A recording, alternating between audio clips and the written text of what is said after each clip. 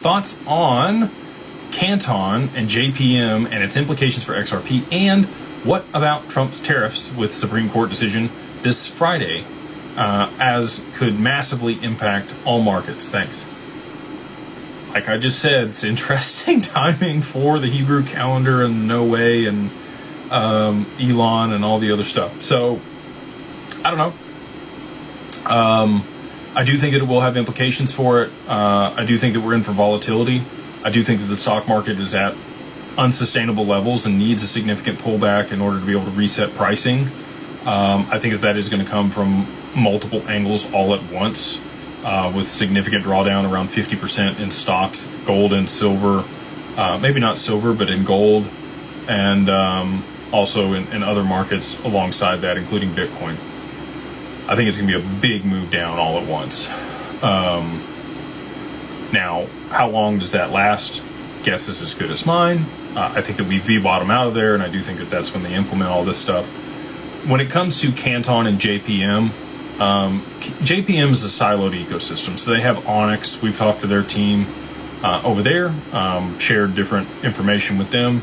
I think that's another one we have an NDA with. That's been a while since I've looked at that, but yeah. So can't say a whole lot about their infrastructure. I don't know if XCN is part of their infrastructure or not. I had somebody else ask me about that token the other day. I can't figure it out. So for me, if I don't know for sure, I just don't invest in stuff. But if, speculation it is, and it might be, and it works out, awesome. But it's a siloed permissioned ecosystem that other banks aren't necessarily going to use. They utilized the EVM in order to build their blockchain and the smart contracts for their infrastructure. So G Treasury is now partnered with JP Morgan. Interesting announcement that came out. And then separate of that, Canton, like you mentioned, DTCC obviously has an investment with that. A lot of people are speculating that is where the tokenization of stocks will occur. Like I told you before, the XRPL does have a multi-purpose token, which actually coincides directly with issuance of shares on chain on the XRPL.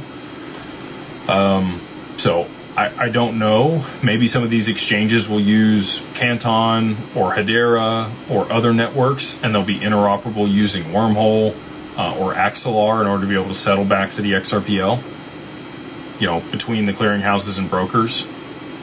That's how I think all this stuff is going to work. I don't know that there's going to be an end-all, be-all network that tokenizes all of the